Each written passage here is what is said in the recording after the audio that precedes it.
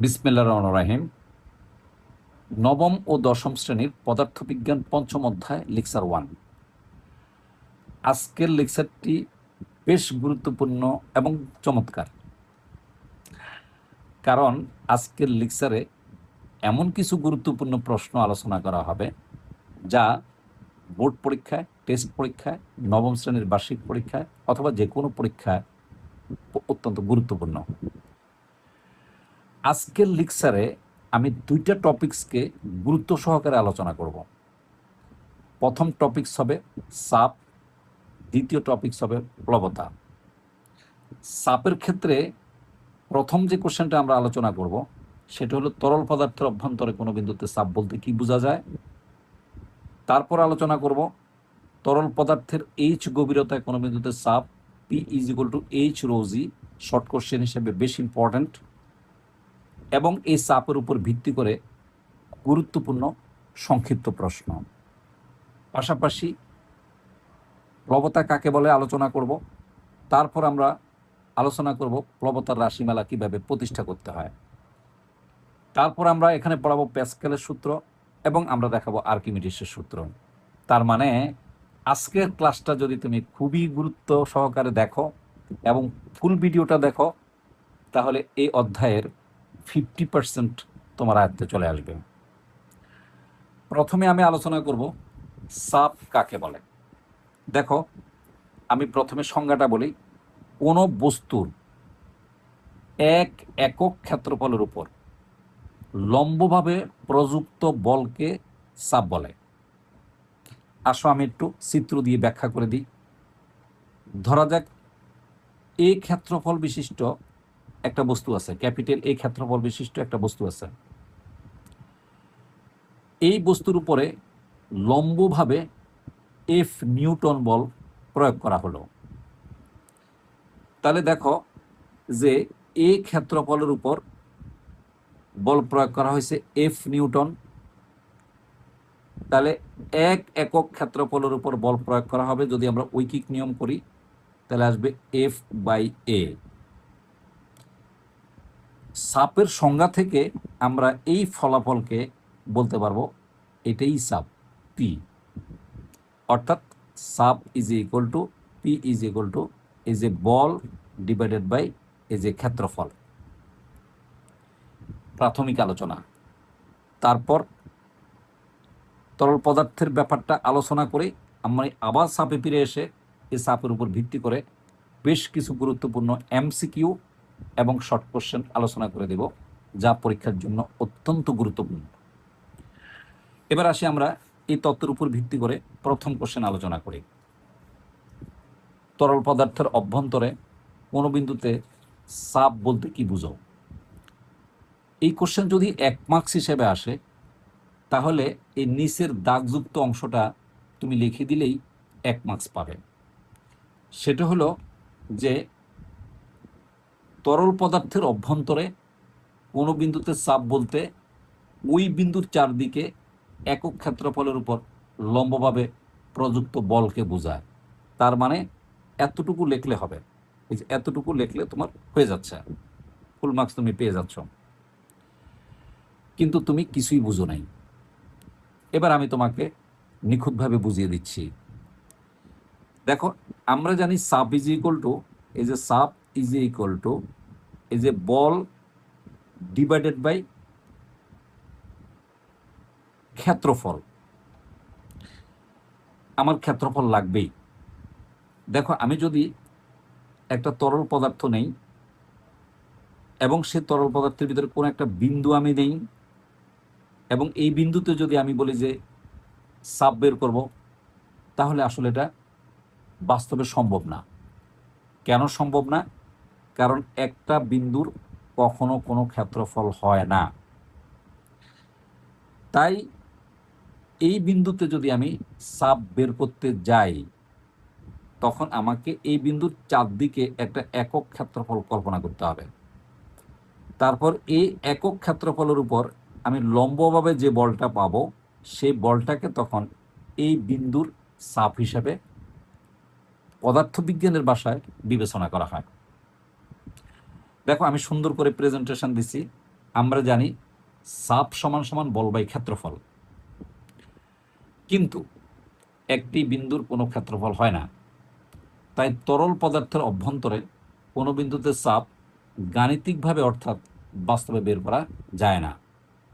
তাই তরল পদার্থের অভ্যন্তরে কোনো বিন্দুতে চাপ বলতে ওই বিন্দুর চারদিকে একক ক্ষেত্রফলের উপর লম্বভাবে প্রযুক্ত বলকে বোঝায়। নিশ্চয়ই তুমি বুঝতে পারছো। এরপরেও যদি তোমার বুঝতে কষ্ট হয় তুমি অবশ্যই কমেন্টস করবে, তাহলে আমি তোমাকে রিপিট তোমার কমেন্টসের উত্তরের মাধ্যমে তোমাকে আরও ভালোভাবে বুঝিয়ে দেওয়ার চেষ্টা করব। এবার আসি আমরা পরবর্তী কোশ্চেন, যে তরল পদার্থের অভ্যন্তরে কোনো বিন্দুতে চাপ অর্থাৎ এইচ গভীরতায় চাপ কত হবে। যদি আমি পি ধরে নেই তাহলে P is equal to H rho G হবে। এখানে রোটা হচ্ছে তরল পদার্থের ঘনত্ব। একদম প্র্যাকটিক্যালি আমি তোমাকে করে দিচ্ছি। দেখো, এই ধরা যাক একটি পাত্রে, এই যে ধরা যাক এই যে একটি পাত্রে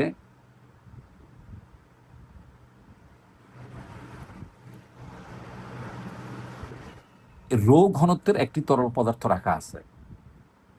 যে রো ঘনত্বের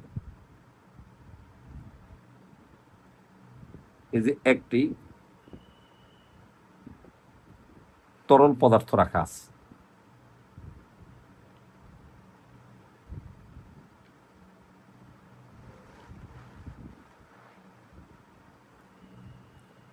এখন এই তরল পদার্থের এই যে দেখ আমি মেনশন করে দিলাম এইচ গভীরতায় আমাকে চাপ বের করতে হবে। এই চাপ বের করার জন্য আমাকে একটা কৌশল অ্যাপ্লাই করতে হবে। আমি ধরে নেব যে এইচ গভীরতায় তরলের একটা অংশের ক্ষেত্রফল এ। এই যে ধরি এই যে এইচ গভীরতা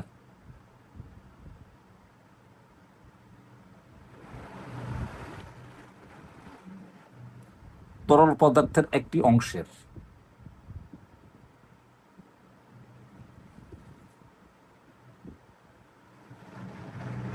এই যে একটি অংশের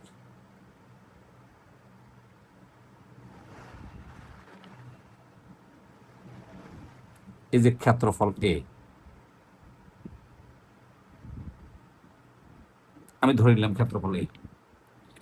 তাহলে দেখো, খুব প্র্যাকটিক্যালি দেখো, আমি যে এই অংশটা ধরে নিলাম, তাহলে এই অংশের উপরে দেখো আমি যদি একটা সিলিন্ডার কল্পনা করি, এই যে এই অংশটা কল্পনা করি, তাহলে এই যে তরল পদার্থগুলো আছে এই তরল পদার্থটা এই যে দেখো এই পৃষ্ঠের উপরে একটা বল প্রয়োগ করবে এই যে এই বরাবর। অর্থাৎ তাহলে এই যে এ ক্ষেত্রফল, এই যে তাহলে আমি খুবই সুন্দর করে তোমাকে দেখিয়ে দিচ্ছি। তাহলে এ ক্ষেত্রফল, এই যে ক্ষেত্র ফলের এই যে উপর পানির উপরিতল পর্যন্ত,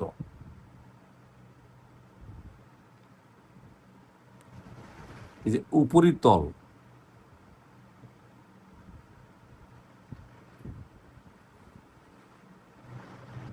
আমরা এখানে পানি বলছি, পানির পরিবর্তে এখানে তরল লিখবা। এই যে তরলের উপরিতল পর্যন্ত যে তরল থাকবে,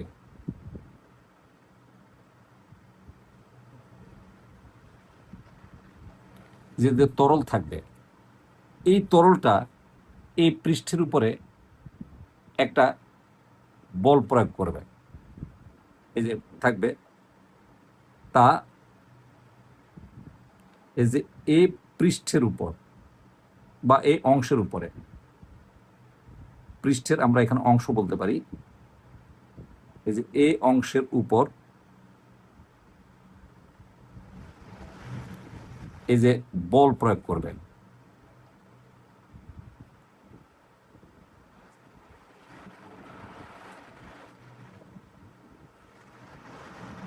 এবং এই বলটা হবে এই তরলের ওজনের সমান, এবং এই বল হবে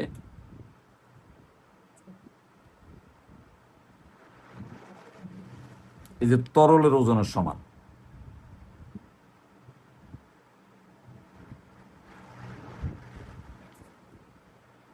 এই যে ওজনের সমান। ইনশাল্লাহ অনেক দূর ক্লিয়ার করে ফেলছি লেখাগুলো দিয়ে। তাহলে সুতরাং আমরা কি লিখতে পারি, এই যে ক্ষেত্রফল আছে, তাহলে এই ক্ষেত্রফলের উপর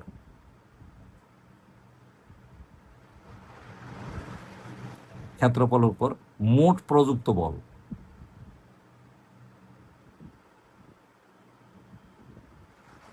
বল সমান সমান তরলের ওজন।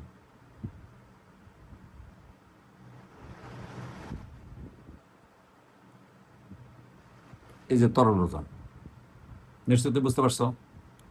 তো দেখো, এই যে প্রযুক্ত বলটা আছে, এটাকে আমি এফ ধরে নিচ্ছি, সমান সমান তরলের যে ওজন আছে, ওজন ইজ ইকুয়াল টু এমজি, এই যে তরলের ভর,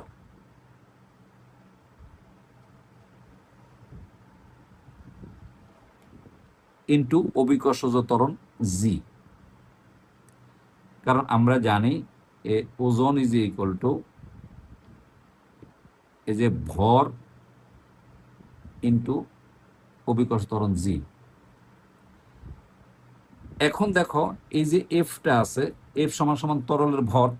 খেয়াল রাখবা, আরেকটা সূত্র আছে, এই যে ভর সমান সমান ঘনত্ব, এই যে ইন্টু এই আয়তন। কিছু শিক্ষার্থী এই সূত্রটা ভুলে যায় কিংবা মনে রাখতে পারে না। আমি একটা কৌশলে তোমাকে মনে করাই দিচ্ছি। ভর লিখতে 2 অক্ষর, ঘনত্ব লিখতে 3 অক্ষর, আয়তন লিখতে দেখো 4 অক্ষর।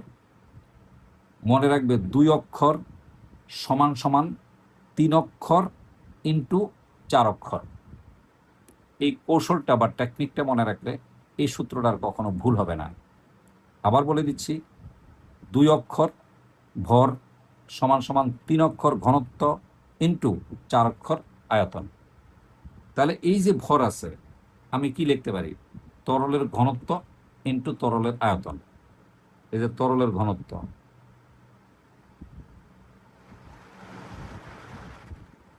ইন্টু তরলের আয়তন,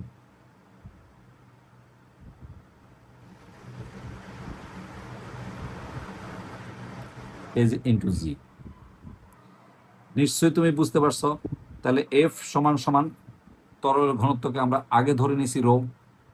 তাহলে যে রো, তুমি অবশ্যই জানো আয়তন ইজ ইকুয়াল টু কি, অবশ্যই ক্ষেত্রফল ইন্টু উচ্চতা। এই যে ক্ষেত্রফল, এই যে ইন্টু উচ্চতা, এই যে ইন্টু জি। এবং তুমি এখানে লিখে দিতে পারো যে এই যে আয়তন, যেহেতু আয়তন ইজ ইকুয়াল টু ক্ষেত্রফল ইন্টু উচ্চতা, এখানে গভীরতা হিসেবে কাজ করবে, এই যে উচ্চতা। তাহলে বলো তো আমি কি পেলাম? সুতরাং আমি এফ পেলাম, এই যে এ এইচ, এই যে রো জি। এখন আমরা চাপ বের করবো। আমি বল পাইছি, তাহলে যে আমরা জানি, এই যে আমরা জানি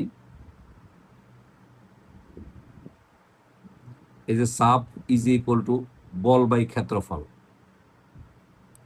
ইনশাল্লাহ দেখো হয়ে গেছে। এফ এর মান কি লিখবা, A H rho G divided by A আর এ কাটা, সমান সমান এইচ রো জি।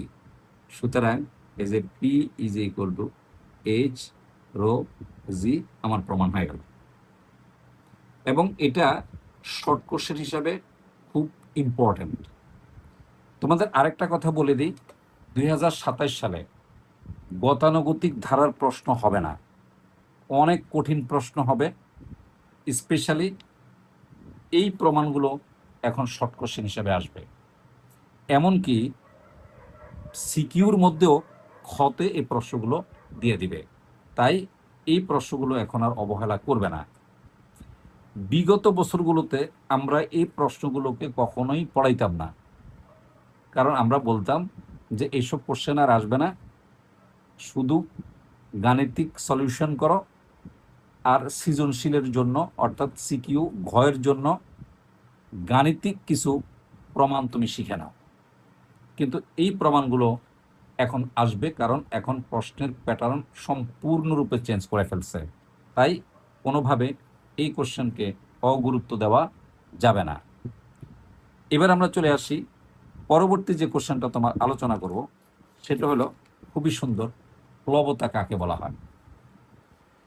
আসলে প্লবতা জিনিসটা কি আমি তোমাকে খুব সুন্দর করে বুঝিয়ে দেওয়ার চেষ্টা করি।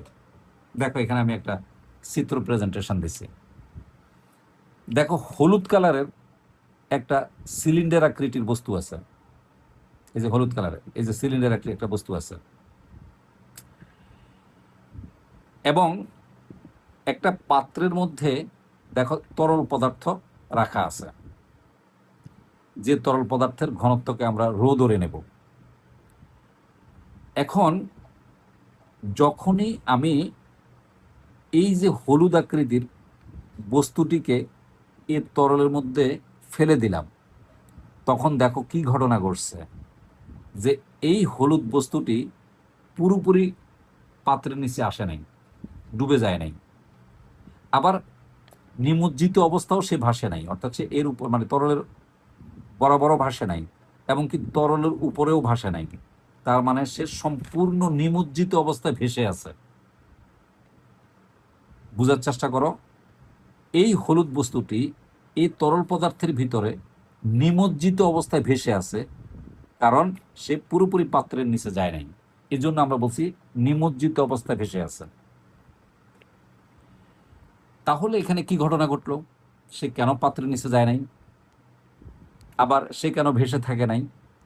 কারণ হলো এই যে বস্তুটা আছে, হলুদ বস্তুটাকে যখন আমি পানিতে ফেলে দিলাম, তখন এই যে পানি আছে, পানি এই বস্তুটিকে নিচে ডুবার জন্য বাধা দিবে, এবং এই বাধাকে আমরা বলি বল।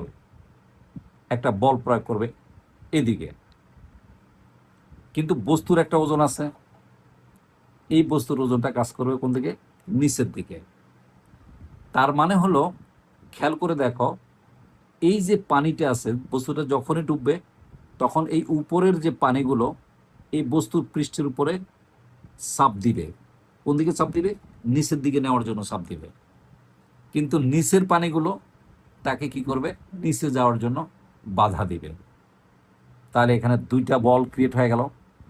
একটা হলো উপরের এই সিলিন্ডার, এই যে হলুদ আকৃতির যে সিলিন্ডারের বস্তুটা আছে, তার উপরের তরলগুলো এই সিলিন্ডারটাকে নিচে নেওয়ার চেষ্টা করবে একটা বল প্রয়োগ করে, সেটাকে আমরা ধরবো F1। আমি দুইটা অ্যারো দিয়ে বুঝাইলাম, এই যে F1।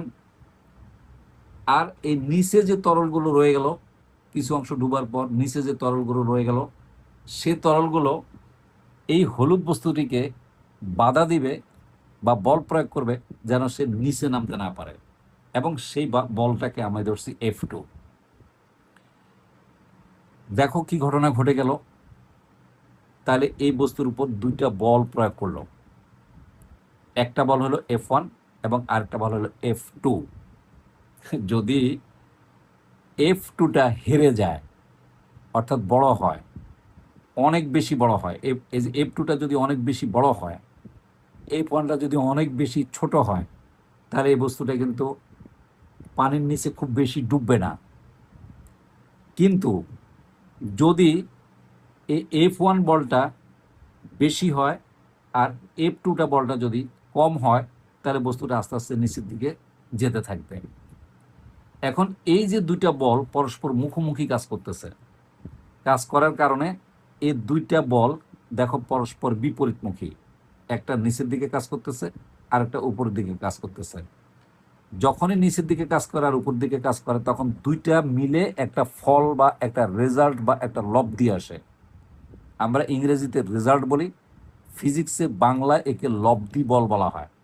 একটা লব্ধি বল আসবে, এবং এই লব্ধি বলটা এই উপর দিকে, যেহেতু সেটা নিমজ্জিত অবস্থায় ভাসে, সম্পূর্ণ নিমজ্জিত অবস্থায় ভাসে, যেহেতু সে পাত্রের সম্পূর্ণ নিচে যায় নাই, তাহলে বুঝতে হবে এই দুইটার যে ফলাফল আছে, সেই ফলাফলটা যে অথবা যে লব্ধি বলটা আছে, দুইটা বল মিশ্রিত হয়ে যেহেতু পরস্পর বিপরীতমুখী, যে লব্ধি বল বা ফলাফলটা আসবে সেই ফলাফলটা ঊর্ধ্বমুখী হবে। আর এই যে ঊর্ধ্বমুখী যে ফলাফলটা, এটাকে আমরা প্লবতা বলি। এখন দেখো আমি প্লবতার সংজ্ঞাটা খুব সুন্দর করে দিচ্ছি।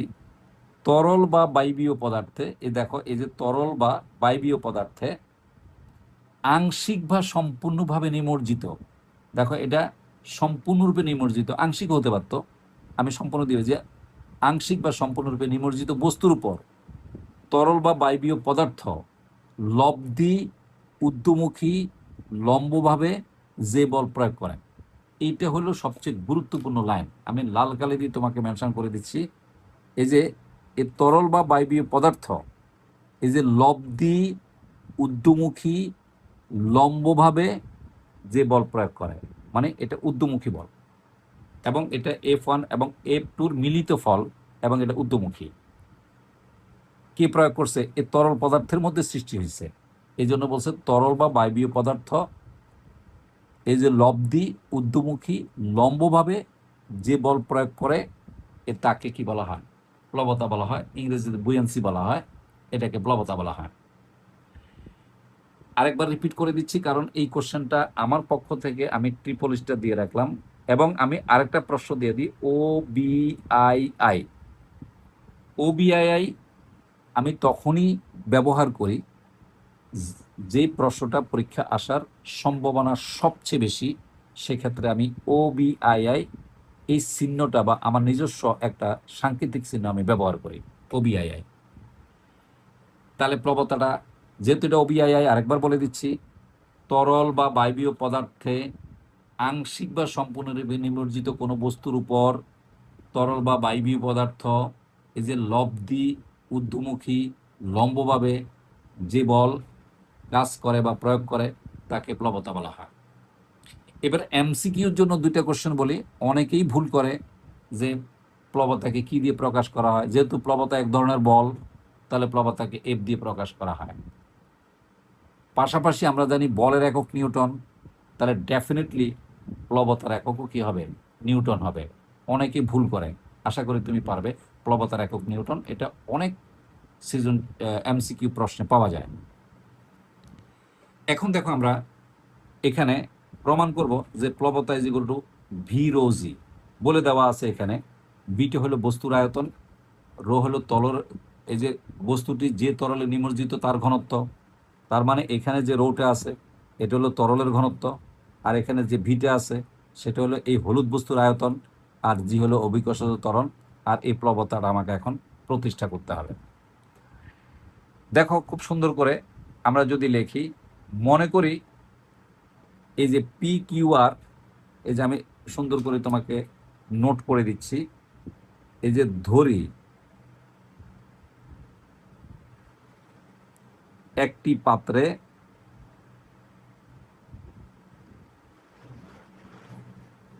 যে রো ঘনত্বের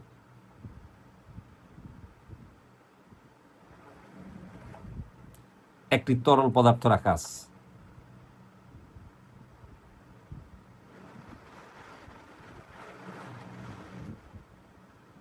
এই যে পদার্থ রাখা আছে,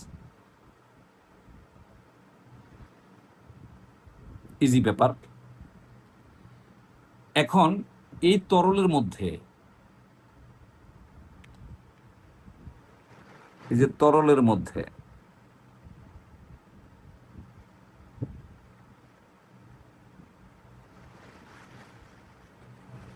এই দেখো এই ক্ষেত্রফল বিশিষ্ট, এ ভূমির ক্ষেত্রফল বিশিষ্ট, এটা ভূমি, এই যে এটা ভূমি, এই যে এ ভূমি বিশিষ্ট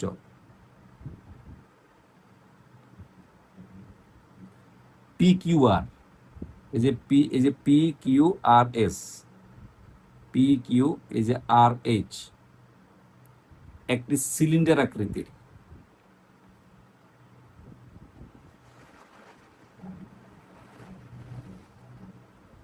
এই যে আকৃতির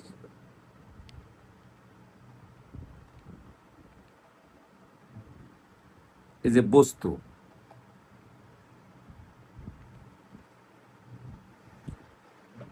নিমজ্জিত অবস্থায় আছে, নিমজ্জিত অবস্থায়, অর্থাৎ সে সম্পূর্ণ নিমজ্জিত অবস্থায় ভাসমান আছে।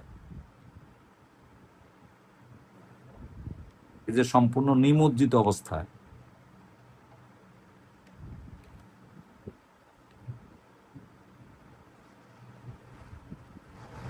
এই যে অবস্থায় ডুবে আছে, ডুবে আছে এটাই লেখো, এই যে ডুবে আছে। এখন এই বস্তুটির মানে অর্থাৎ এই যে পি কিউ, এই যে আর এইচ, এই যে বস্তুর এই যে উচ্চতা এইচ, আমরা ধরে নিলাম এই যে উচ্চতাটা এইচ, তাহলে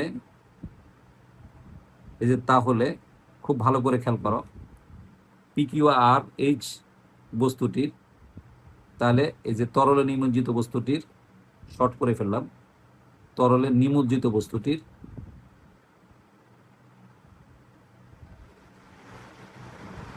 এই যে বস্তুটির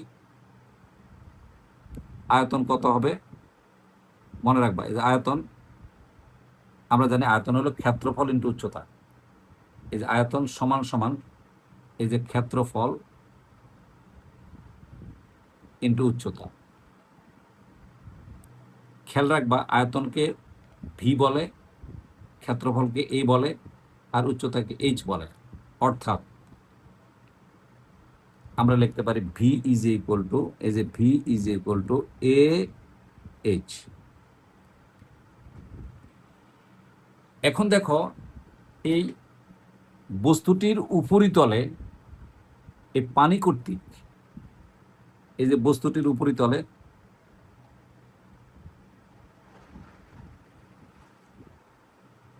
এই যে উপরিতলে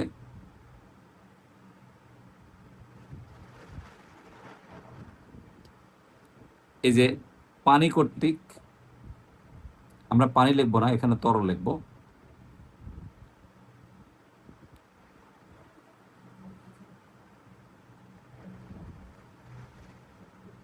এই যে তরল কর্তৃক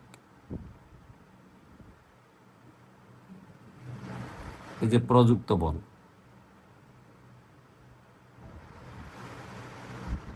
আমরা ধরে নিচ্ছি F1, এবং এটা কোন দিকে কাজ করবে, নিচের দিকে কাজ করবে, এবং এই যে উপরিতল এবং পানির যে নিচের তল আছে, যে বস্তুটির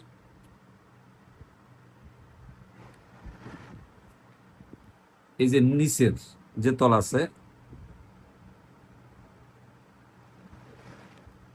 এই যে তলের উপর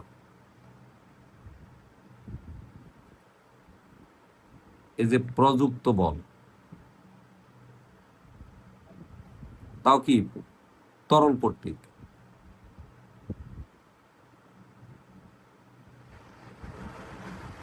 এই যে প্রযুক্ত বল আমরা ধরে নিলাম এই যে F2। নিশ্চয়ই তোমার মনে আছে কিছুক্ষণ আগে আমি তোমাকে একটা জিনিস দেখাইছিলাম, তোমার মনে পড়ে কিনা দেখো তো। একটা জিনিস দেখাইছিলাম, যে দেখো এই যে দেখাইছিলাম এই যে এফ, দেখো F is equal to P into A, মনে আছে কিনা দেখো তো, পি ইন্টু দেখাইছিলাম। আবার পি ইজ ইকুয়াল টু কি দেখাইছিলাম আমরা, এইচ রো জি, নিশ্চয়ই তোমার মনে আছে।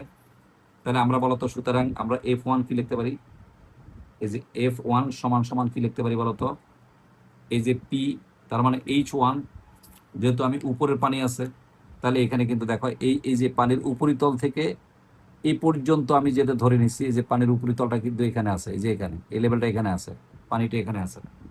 তো এইখান থেকে এই পানির উপরিতল পর্যন্ত আমি গভীরতা ফেলাম H1। তাহলে এই যে H1, যেহেতু আমরা এফ কি লিখতে পারবো, এই যে এফ সমান সমান এই যে পি ইন্টু এ, পি ইন্টু এ, তাহলে এখানে পি হলো এই যে P1 ইন্টু এ, তাহলে পি মানে কি, এই যে H1 রো এই যে জি ইন্টু এ। আবার F2 ইজ ইকুয়াল টু আমরা কি লিখতে পারবো বলতো, একইভাবে নিচের দিকে আসবে এই যে P2 ইন্টু এ। কেন এ? কারণ দেখো এই হলুদ পাত্রটার উপরের ক্ষেত্রফল এ, নিচের ক্ষেত্রফল এ, দুইটি সমান, সমবৃত্ত ভৌমিক সিলিন্ডার এটা। তাহলে আমরা এখানে লিখতে পারি যে পি টু মানে কি, এই যে এস টু, এই যে রো জি, এই যে তাও এ। তাহলে অবশ্যই তুমি জানো প্লবতাটা কি হবে, এই দুইটার ফলাফল। যেহেতু এফটা বড়, এফটা বড়, যেহেতু সে পুরোপুরি ডুবে যায় নাই, তাহলে এফ বড় আর এফ ওয়ান এফ টু বড়, এফ ওয়ান ছোট, তাহলে আমার এই প্লবতা আসবে। সুতরাং এই যে প্লবতা, আমি একটু এখানে আর একটু সুন্দর করে লিখে দিই, যেখানে এই যে F two is greater than F one. কেন বলা হয়েছে? কারণ সে সম্পূর্ণরূপে হলুদ বস্তুটা পাত্রের তলায় যায় নাই, তার মানে এফ টুটা তাকে বাধা দিয়ে ঠেকায় রাখছে। তার মানে এফ টুটা বড়, এফ ওয়ানটা ছোট, মানে এফ ওয়ানটা হেরে গেছে এফ টুর কাছে। তাহলে এই যে প্লবতা, এটা এফ, এই যে সমান সমান কি লিখবো বলতো, এই যে F two minus F one. নিশ্চয়ই দেখো F two is equal to কি লিখতে পারো তুমি, এই যে এইচ টু, এই যে S to rho G A minus H one, এই যে রো জি এ। ডেফিনেটলি আমি যদি এইচ রো জি কমন নিই, এই যে রো জি এ কমন নেই, তাহলে ডেফিনেটলি এখানে থাকে এইচ টু, দেখো মাইনাস এইচ ওয়ান। তাহলে অবশ্যই তুমি খেয়াল করে দেখো এখানে আমি কি পাবো, যে দেখো ভালো করে খেয়াল করো, S two minus H one. দেখো এই যে এইচ টু থেকে যদি আমি এইচ ওয়ান বিয়োগ করি, তাহলে আমি পাত্রের উচ্চতাটা পাবো। এই যে পাত্রের উচ্চতা, এই যে আমরা এখানে লিখে দিই, এই যে পাত্রের উচ্চতা, পাত্র বলতে বস্তু বোঝানো হয়েছে, এই যে বস্তুর উচ্চতা কত আসবে, এইচ হলে বল, তাহলে আমরা এইচ সমান কি লিখতে পারবো, এই যে H two minus H one লিখতে পারবো। তাহলে H two minus H one আমি কি লিখতে পারবো, এইচ লিখতে পারবো। তাহলে ডেফিনেটলি কি আসবে, এই যে খেয়াল করে দেখো, আমি যদি একটু উপর করে লিখি, এটা এ, এটা এ, আর এটাকে আমি লিখতে পারবো এই যে এইচ, এই যে এইচ, আর রো জিটা ঠিক থাকবে, এই যে রো জি ঠিক থাকবে। দেখো নিশ্চয়ই তোমার মনে আছে, দেখো তো এই যে ভি সমান, এই যে এ এইচ কে আমি কি লিখতে পারি, এই যে বস্তুর আয়তন লিখতে পারি। এই যে দেখো এ এইচ, এই যে বস্তুর আয়তন, তাহলে এই যে এ এইচ হলো বস্তুর আয়তন ভি, এই যে রো, এই যে জি। সবচেয়ে বড় মজার ব্যাপার হলো, এটা হলো কি, এটা হলো যে এই এই তরল পদার্থ, এই বস্তুটাকে যখন আমি তরলে ডুবাবো, তখন এই বস্তুটার যে আয়তন, সে আয়তন সে তরল পদার্থ থেকে দখল করে নেবে, ফলে ওই তরলটা উপরে উঠে যাবে। অথবা যদি একদম এই পানিটা এই পাত্র মুখ বরাবর থাকতো, তাহলে ওই পানিটা এখান দিয়ে পড়ে যেত। তার মানে এটা আসবে এই যে বস্তুর হারানো ওজন, এই যে বস্তু কর্তৃক, এই যে বস্তুর হারানো ওজন, এই যে বস্তু কর্তৃক এই যে অপসারিত তরল ওজনের সমান, এই যে অপসারিত এই যে তরলের ওজনের সমান, এই যে ওজনের সমান, এই যে সমান সমান আমরা বলতে পারবো বস্তুর হারানো ওজন। কিছুক্ষণ পর আমি এটার ব্যাখ্যা দিব, হারানো ওজনটা কি বস্তুর, এই যে হারানো ওজন, এই যে হারানো ওজন। কারণ এটা শিখে রাখতেছি এই জন্য, কারণ সৃজনশীল প্রশ্নের গাণিতিক যে 4 মার্কসে আসে, সেই ব্যাখ্যার মধ্যে আমাকে এই জিনিসগুলো, বস্তুর হারানো ওজন বা বস্তুটি পানিতে ভাসবে না ডুববে, এ ধরনের অনেকগুলো প্রশ্ন আসবে, তখন আমাকে এই জিনিসগুলো লাগবে। এখন দেখো আমার ডেফিনেটলি এই 8 নম্বর প্রশ্নটা হয়ে গেল। এখন তুমি বলছো স্যার যেহেতু 8 নম্বর হয়ে গেল, তাহলে বাকি প্রশ্নগুলো কি? এবার আমি তোমাকে বাকি প্রশ্নগুলো দেখাচ্ছি এখানে কি আছে।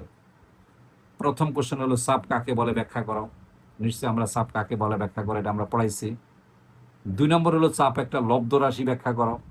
দেখো আমি চাপ একটা লব্ধ রাশি তোমাকে ব্যাখ্যা করে দিচ্ছি। এ দেখো, এই যে চাপ ইজ ইকুয়াল টু কি আসে দেখো তো, আমরা এখানে যদি দেখাই, এই যে চাপ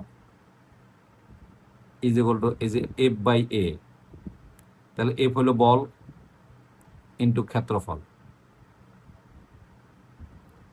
বলো বল ইজ ইকুয়াল টু কি, ভর ইন্টু ত্বরণ, এই যে ভর ইন্টু ত্বরণ, এই যে ত্বরণ, আর ক্ষেত্রফল মানে হলো দৈর্ঘ্য স্কোয়ার,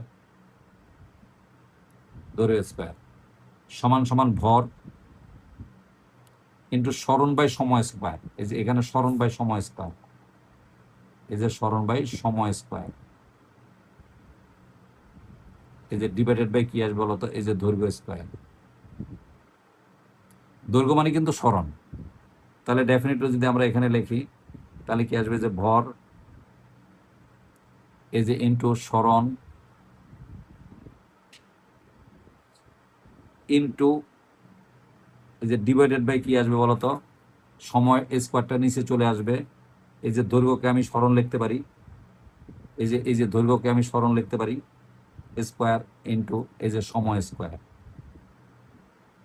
সময় স্কোয়ার সমান সমান কি আসবে উপরে, এই উপরে আসবে ভর।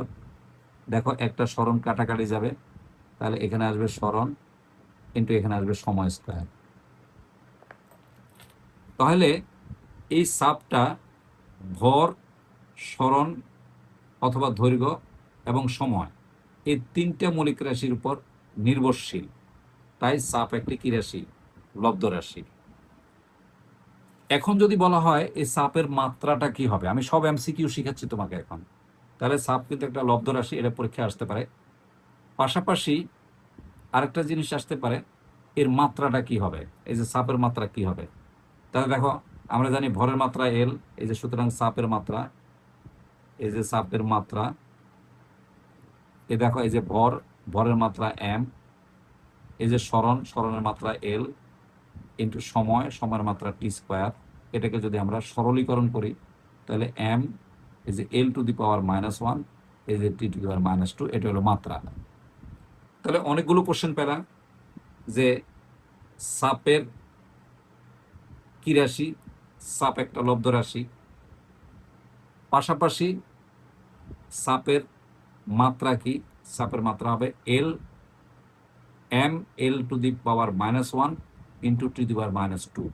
আমরা এটাকে এভাবে পড়ি এম এল পার 1 টি পার 2, যেটা তুমি পড়ো, লিখতে পারলে হলো। এখন প্রশ্ন আসবে আরেকটা কোশ্চেন, যে এই যে চাপটা আমি লিখলাম, যে এই চাপের এককটা কি। দেখো খুব সুন্দর করে দেখো, এই যে চাপ ইজ ইকুয়াল টু বল বাই এই যে ক্ষেত্রফল। দেখো এই বলের একক কিন্তু নিউটন আর ক্ষেত্রফলের একক মিটার, তাহলে চাপের একক কি হবে দেখো তো, এই যে চাপের একক এমসিকিউ, এই যে চাপের একক এই যে নিউটন বাই এই যে ক্ষেত্রফলের একক মিটার স্কোয়ার, এই যে মিটার স্কোয়ার, এর সমান সমান নিউটন এই যে মিটার পার 2। এটাকে আমরা সংক্ষেপে এই যে প্যাসকেল বলে। তার মানে আমরা লিখতে পারি সুতরাং 1 প্যাসকেল সমান সমান 1 এই যে নিউটন এই যে মিটার পার 2। খুবই গুরুত্বপূর্ণ এমসিকিউ, এবং এটা এমসিকিউ, এটা এমসিকিউ, এটা এমসিকিউ, এটা এমসিকিউ, স্পেশালি কোন রাশি, লব্ধ রাশি, এটা একটা এমসিকিউ, প্লাস বল একটা লব্ধ রাশি ব্যাখ্যা করো, এটা হলো শর্ট কোশ্চেন বা সংক্ষিপ্ত প্রশ্ন। আশা করি তুমি এই পর্যন্ত বুঝতে পারছো। তাহলে এটাও আমরা পারলাম, এটাও আমরা পারলাম। 3 নম্বর হয়ে গেল, 1 হয়ে গেল, 2 হয়ে গেল, 3, এখন 3 হয়ে গেল 1 প্যাসকেল। এখন প্রশ্ন হলো 1 প্যাসকেল কাকে বলা হয়। খুব সুন্দর, 1 প্যাসকেল কাকে বলা হয়। তুমি বলবা কোন বস্তুর 1 মিটার স্কোয়ার ক্ষেত্রফলের উপর যদি 1 নিউটন বল প্রয়োগ করা হয় তখন যে চাপ পাওয়া যায় তাকে 1 প্যাসকেল চাপ বলা হয়। এবার আসো, যদি 5 প্যাসকেল চাপ কাকে বলা হয়, তখন তুমি বলবা কোনো বস্তুর 1 মিটার স্কোয়ার ক্ষেত্রফলের উপর যদি 5 নিউটন বল প্রয়োগ করা হয় তখন যে চাপ পাওয়া যায় তাকে 5 প্যাসকেল বলা হয়। আশা রাখি এই প্যাসকেলের কোশ্চেনটা তুমি পারবে। আর স্পেশালি এটার হ্যান্ড নোটটা অবশ্যই আমি পিডিএফ কপি করে তোমাদেরকে দিয়ে দিব ইনশাআল্লাহ, আল্লাহ রহমতে।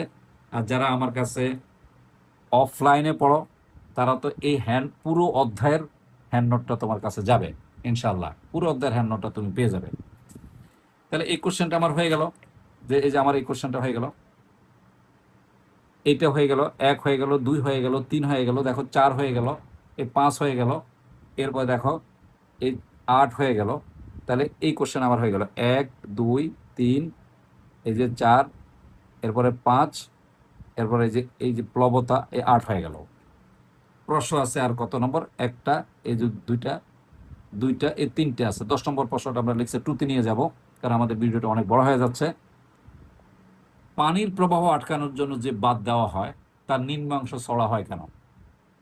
একেবারে ওবিআই, মানে আমার সংকেত। এই কোশ্চেনটা পরীক্ষা থাকবে। দেখো, আমি তোমাকে খুব সিম্পলি এই জায়গাটার মধ্যে বোঝাই। পানি যখন ফ্লো হয়, এ দেখো পানির প্রবাহ যখন হয়, এদিকে পানিটা যাচ্ছে খুব স্পিডে যাচ্ছে, যে কোনো কারণে হোক, আমার এখানে পানিটার এই ফ্লোটাকে বন্ধ করার জন্য এখানে একটা বাঁধ সৃষ্টি করতে হবে। তো এই বাঁধটা কিন্তু আমরা এইভাবে দিব না, এই বাঁধটা আমরা এইভাবে দিব না, এরকম সমান করে আমরা বাঁধটা দিব না। কেন দিব না, তার কারণটা ব্যাখ্যা করতে হবে। তাহলে এই বানটা এইভাবে না দিয়ে আমাকে বানটা দিতে হবে যে এইভাবে, মনে করো এটা পানির ফ্লো, এই যে দেখো এই যে এই পাশটাকে এই সরা করে দিতে হবে, যে নিচের পাশটা সরা করে দিতে হবে, এই বাঁধটাকে এই নিচের পাশটা সরা করে দিতে হবে। এটা বাঁধ। এই যে এইভাবে দেওয়া হয় না, এভাবে হয় না, এটা ক্রস, এভাবে দেওয়া যাবে না, এইভাবে দিতে হবে। এটাই বলা হয়েছে যে এই যে পানি প্রবাহ আটকানোর জন্য, এই যে পানির প্রবাহকে আটকানোর জন্য যে বাঁধ দেওয়া হয়, এই যে বাঁধটা দেওয়া হয় তার নিম্নাংশ, এই যে তার নিচের অংশটা চড়া হয় কেন? খুব সহজ। দেখো, কিছুক্ষণ আগে আমরা একটা প্রমাণ করছিলাম যে আমরা জানি, এই যে আমরা জানি, আজকে আমি একটু ব্যতিক্রমধর্মী ক্লাস নিচ্ছি। এই যে আমরা জানি, এই যে P is equal to H, এই যে রো জি, এখানে রো মানে তরলের ঘনত্ব, তাহলে পানির ঘনত্ব তো সবসময় ধ্রুব সংখ্যা, অভিকর্ষ ত্বরণ অলওয়েজ ধ্রুব সংখ্যা, তাহলে এটা ধ্রুবক। তাহলে পি সমান সমান এইচ ইন্টু ধ্রুবক, তার মানে পি সমানুপাতিক এইচ। তার মানে গভীরতা যত বাড়বে এই চাপটা তত বাড়বে। দেখো, এখানে খুব ভালো করে খেয়াল করো, এখানে যে গভীরতা আছে তার চেয়ে এখানে গভীরতা আরো বেশি, তার চেয়ে এখানে গভীরতা আরো বেশি। দেখো, তাহলে এখানে গভীরতা আরো বেশি। তাহলে এই গভীরতায় যে পানিটা এখানে যে প্রেসারটা দিবে, এখানে একটা প্রেসার দিবে, অর্থাৎ একটা চাপ দিবে, এই বাঁধের উপরে একটা চাপ দিবে, আবার এই গভীরতা আরেকটা চাপ দিবে, আবার এই গভীরতা এই বাঁধের উপর আরেকটা চাপ দিবে, আবার এই গভীরতা বাঁধের উপর আরেকটা চাপ দিবে। আমি বাঁধটাকে আরো বড় করে দিই, এই যে আরো চাপ দিবে। প্রশ্ন হলো কোন চাপটা বড়?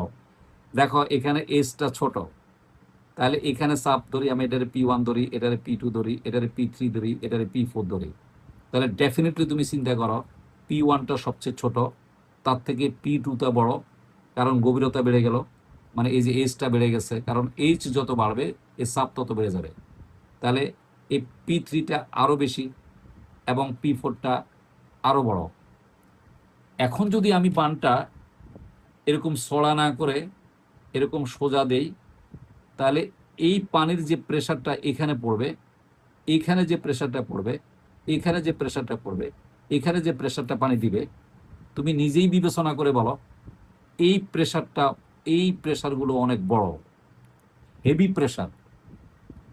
ফলে এই প্রেসারটা এরকম যে বারটা দেওয়া হয়েছে, এই উপরের প্রেসারটা এই বারটাকে ভাঙতে না পারলেও অধিক প্রেসারের কারণে এই বাঁধের এই নিচের অংশটা কিন্তু ফেটে যাবে, মানে চাপের কারণে এখান দিয়ে ছিদ্র হয়ে পানি বেড়ে চলে যাবে। আচ্ছা বলো, নিচের অংশ যদি চলে যায় পানির প্রবাহের ক্ষেত্রে, তাহলে উপরের অংশ কি থাকবে? তার মানে বাঁধটা ভেঙে যাবে, সাথে সাথে ভেঙে যাবে। এখন যদি আমি বাঁধটাকে নিচের অংশটা চড়া করে দেই, তাহলে আর ভাঙবে না। কেন ভাঙবে না? কারণ এখানে প্রেসার কম, তাহলে বাঁধের এখানে পুরুত্ব কম।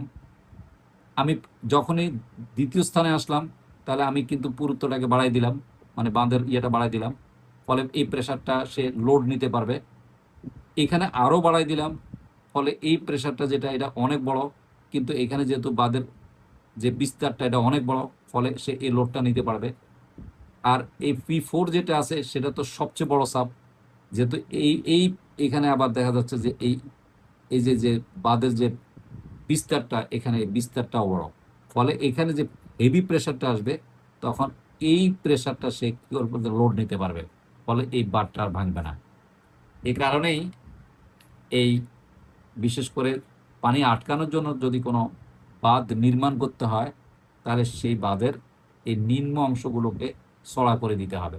তোমরা অবশ্যই যে কোনো ব্রিজ কালভার্ট দেখো, দেখবা যে অনেক দূর থেকে এরকম চড়া করে নেওয়া হয়। যদি কখনো কোনো লং জার্নিতে যাও, কোনো ব্রিজ দেখো, কালভার্ট দেখো, যেখানে দেখো না কেন, দেখবা যে পাশে পান দিয়ে কালভার্ট উঠানো হয়। তখন এই কালভার্টের পাশের এখানে পানির চাপ কমানোর জন্য এই প্রেশারগুলো এভাবে এই যে নিচের অংশটা চড়া করে দেওয়া হয়। এই প্রশ্নগুলোর হ্যান্ড নোট তুমি পাবে পিডিএফ আকারে। আমি আমার গ্রুপে পোস্ট করব কিছুদিন পর। আগে ক্লাসটা ভালো করে বুঝো। এখন আমরা অবশ্যই এই কোশ্চেনটার উত্তরটা একেবারে ভালো করে ব্যাখ্যা করে তোমার বুঝাই দিলাম যে কেন বাঁধের নিচের অংশ চড়া করা হয়। এবার আমরা আসব, প্রথমে আর্কিমিডিসের সূত্রটা পড়াবো। এটা খুবই সুন্দর এবং আমি খুবই ভালোভাবে তোমাকে বুঝিয়ে দিচ্ছি। দেখো, আমি তোমাকে বলি, আমি এখানে একটা পাত্র নিলাম। এটা আমি যদি চাও আমি একদিন প্র্যাকটিক্যাল দেখা দিব, একদম মেপে প্র্যাকটিক্যাল দেখা দিব। এই যে একদম মনে করো আমি পানি একেবারে টুইটুম্বুর করে দিলাম, একদম পুরা পানি অথবা তরল যেটাই বলো আমি দিলাম। এখন মনে করো আমি এরকম একটা আয়তাকার বস্তু আছে, বা যে কোনো বস্তু হোক, আয়তকার গোলাকার যাই হোক না কেন, এটার মনে করো ভি আয়তন আছে। তখন এই বস্তুটাকে যদি আমি এর ভিতরে পুরোটা ডুবাই দিই, তাহলে বলো তো এই বস্তুটা কি এই ভি আয়তন এই পানির ভিতর থেকে কি দখল করবে না? কি মনে হয় বলো তো? অবশ্যই দখল করবে। তো যদি এই আয়তকার বস্তু বা ঘন বস্তু বা বৃত্তাকার বস্তু যেটাই দাও না কেন, তার যে আয়তন আসে সে পানির থেকে এই আয়তনটা দখল করে নিবে। যখনই দখল করে নিবে, যেহেতু এখানে একদম পুরো ভরাট, তখন দেখা যাচ্ছে যে এই সম পরিমাণের আয়তনের পানি আস্তে এখান দিয়ে অপসারিত হয়ে যাবে, পড়ে যাবে। পাশাপাশি আরেকটা ঘটনা ঘটবে, তখন এই বস্তুটার ওজনটা যতটুকু আছে ততটুকু থেকে কমে যাবে। কেন কমে যাবে? কারণ প্লবতার কারণে কমে যাবে। আমরা কিছুক্ষণ আগে প্লবতা ব্যাখ্যা করছি। বিজ্ঞানী আর্কিমিডিস প্রমাণ করে দেখাইছে যে কিভাবে কমে এবং কতটুকু কমে এবং তার পরিমাণটা কি। উনি বলছে যে এই বস্তুটা যে ওজন হারাবে, আমি আরেকটা সুন্দর ব্যাখ্যা দিই তাহলে তুমি ভালো বুঝবা। তুমি যদি সদরঘাটে যাও, তাহলে দেখবে যে সেখানে অনেক বড় লঞ্চ আছে এবং এই লঞ্চের মধ্যে দেখবা যে মোটা রশি দিয়ে আটকানো আছে। ইচ্ছা করলে 2-3 জন লোক ওই রশি ধরে যদি টান দেয়, তাহলে দেখবা যে লঞ্চটা নড়ে সামনে চলে আসে। খেয়াল করো, এত বড় লঞ্চ 2-3টা মানুষ টেনে আনতেছে, কিভাবে সম্ভব? এই লঞ্চটাকে যদি আমি কোনো মাঠে রাখি, তাহলে 3-4 জন লোক কেন, 2-4-5 হাজার লোকও এই লঞ্চটাকে টেনে 1 ইঞ্চি পরিমাণ সময় সরাইতে পারবে না। তাহলে পানিতে 3-4 জনই সরাই ফেললো, আর আমি যখন কোনো মাঠে রাখলাম, স্থলভাগে রাখলাম, তখন 5-6 হাজার লোকেও এই জাহাজকে সরাইতে পারে নাই। তাহলে কি সমস্যা হয়েছে? সমস্যা এখানে একটা হয়েছে, সেটা হলো কোনো বস্তুকে যখন কোনো তরলে নিমজ্জিত করা হয়, তখন বস্তুটা কিছু ওজন হারায় ফেলে। বিজ্ঞানী আর্কিমিডিস বলছে এই হারানো ওজনটা কতটুকু হবে। উনি একেবারে গাণিতিকভাবে প্রমাণ করে দেখাইছে যে এই বস্তুটা এই তরল পদার্থে নিমজ্জিত করার পরে যে তরল পদার্থ পড়ে যাবে, এই যে তরল পদার্থটা এখানে পড়ে যাবে, এই তরল পদার্থের ওজন আর এই বস্তু যে ওজনটা হারাবে, সে হারানো ওজন দুটো কি হবে? সমান হবে। এটা প্রমাণ করার পরে তো তুমি ইউরেকা ইউরেকা বলে চিৎকার দিচ্ছে। এর একটা সুন্দর গল্প আছে, যেটা আমরা নেক্সট লেকচার 2-তে আমরা ব্যাখ্যা করব সেই গল্পটা। তাহলে আর্কিমিডিসের সূত্র কি? কোনো বস্তুকে, এই যে কোনো বস্তুকে এই যে স্থির তরল বা বায়বীয় পদার্থে আংশিক অথবা সম্পূর্ণরূপে যদি নিমজ্জিত করা হয়, তাহলে বস্তুটি কিছু ওজন হারায়। এই হারানো ওজন বস্তুটি দ্বারা অপসারিত তরল বা বায়বীয় পদার্থের ওজনের কি হবে? সমান হবে। নিশ্চয়ই বুঝতে পারছো? এটা হলো আর্কিমিডিসের সূত্র। আরেকবার বলে দিচ্ছি, কোনো বস্তুকে স্থির তরল বা বায়বীয় পদার্থে আংশিক বা সম্পূর্ণরূপে নিমজ্জিত করা হলে বস্তুটি কিছু ওজন হারায়। এই হারানো ওজন বস্তুটি দ্বারা অপসারিত তরল বা বায়বীয় পদার্থের ওজনের সমান। খুবই ভালো কার মুখস্থ করে না, কারণ এটা খুবই ওবিআইআই। আমি আবার বলছি, সবগুলো কোশ্চেনের নোট পাবা, এবং এই অধ্যায়ের 65টা সৃজনশীল প্রশ্ন আমি সলভ করে দেব তোমাকে ইনশাল্লাহ। কারণ এই চ্যাপ্টারটা অনেক গুরুত্ব সহকারে পড়বে, কারণ এই চ্যাপ্টার থেকে বরাবরই বোর্ডে প্রশ্ন আসে, টেস্ট পরীক্ষা প্রশ্ন, সব জায়গায় প্রশ্ন আসে। সো এই অধ্যায়টাকে আমি একেবারে এমনভাবে তোমাকে করাই দেব, যেইভাবে প্রশ্ন করুক, যে প্যাটার্নে প্রশ্ন করুক, তুমি যেন পরীক্ষার হলে অ্যান্সার করতে পারো। নিশ্চয়ই তুমি এটা বুঝতে পারছো। এবার হলো পরের কোশ্চেন, প্যাসকেলের সূত্রটা কি? প্যাসকেলের সূত্র হলো জিনিসটা এরকম, আমি তোমাকে বুঝাই দিই যে মনে করো এখানে একটা এইখানে একটা পাত্র আছে, এখানে একটা, এবং এখানে একটা এ আছে। দেখো এইখানে একটা পিস্টন আছে, পিস্টন, এই যে পিস্টন দিলাম, এবং এখানে আমি আরেকটা পিস্টন দিলাম, এই যে আরেকটা পিস্টন দিলাম। খেয়াল রাখতে হবে এই পিস্টনের যে ক্ষেত্রফল, এই পিস্টনের ক্ষেত্রফল এটা দ্বিগুণ। এইখানে যে পিস্টনটা আমি দিলাম, দেখো এই পিস্টনের ক্ষেত্রফল এই পিস্টনের ক্ষেত্রফলের 3 গুণ। দেখো এখানে দিলাম, আরেকটা পিস্টন দিলাম, এই যে এই পিস্টনের ক্ষেত্রফল এই পিস্টনের ক্ষেত্রফলের 3 গুণ। তার মানে এখানে যে পিস্টনটা আছে এটার ক্ষেত্রফল, এই যে দ্বিতীয় পৃষ্ঠটা আছে, এই দ্বিতীয় পৃষ্ঠের ক্ষেত্রফল প্রথম পৃষ্ঠের ক্ষেত্রফলের দ্বিগুণ। 3 নম্বর পৃষ্ঠের ক্ষেত্রফল প্রথম পৃষ্ঠের ক্ষেত্রফলের 3 গুণ। আর এই চতুর্থ যে পিস্টনটা আছে সেই পিস্টনের ক্ষেত্রফল প্রথম পিস্টনের ক্ষেত্রফলের এই যে 4 গুণ। এর ভিতরে আমি এখন তরল বা বায়বীয় পদার্থ দিয়ে একদম পুরো ভরাট করে দিলাম। এখন আমি যদি এখানে 1 নিউটন বল প্রয়োগ করে, এই যে 1 নিউটন বল প্রয়োগ করে, এই যে এফ 1 নিউটন বল প্রয়োগ করে 1 নিউটন ফোর্স ক্রিয়েট করে এখানে বল প্রয়োগ করে নিচের দিকে, তখন এই ডাকনাটা এখান থেকে বেরিয়ে যাবে, এই ডাকনাটি বেরিয়ে যাওয়ার কথা, এই ডাকনা বেরিয়ে যাবে। এই বেরিয়ে যাওয়াকে ঠেকানোর জন্য আমাকে এখানে 2 নিউটন বল প্রয়োগ করতে হবে, এবং এখানে আটকে রাখার জন্য এটাকে 3 নিউটন বল প্রয়োগ করতে হবে, এটাকে আটকে রাখার জন্য 4 নিউটন বল প্রয়োগ করতে হবে। খেয়াল করছো? কারণ এটা দ্বিগুণ, এটা 3 গুণ, এটার কয় গুণ? 4 গুণ। ফলে এখানে এটাকে এই জায়গায় আটকে রাখতে গেলে এখানে 4 নিউটন বল প্রয়োগ করতে হবে, নাহলে এটা বেড়ে যাবে। এটি প্যাসকেলের সূত্র। তার মানে এই যে পাত্রে আবদ্ধ কোনো তরল বা বায়বীয় পদার্থের কোনো অংশে এই বাইরের থেকে চাপ প্রয়োগ করলে সে চাপটা না কমে এই তরল পদার্থের সব দিকে সমানভাবে সঞ্চালিত হয়। এই যে সব দিকে সমানভাবে সঞ্চালিত হবে, এই যে সব দিকে সমানভাবে সঞ্চালিত হবে, এবং তরল বা বায়বীয় পদার্থ সংলগ্ন পাত্রের গায়ে লম্বভাবে ক্রিয়া করবে। এটাই হলো প্যাসকেলের সূত্র।